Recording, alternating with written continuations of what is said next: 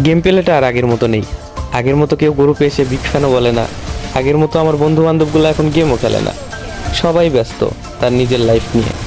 অথচ আমি এখন এই গেমটাকে ছাড়তে পারলাম না, কারণ এই গেমের সাথে জড়িয়ে আছে আমার 6 বছরের ভালোবাসা, কত আরও আবেগ। কতই না খেলেছি এই গেমটা।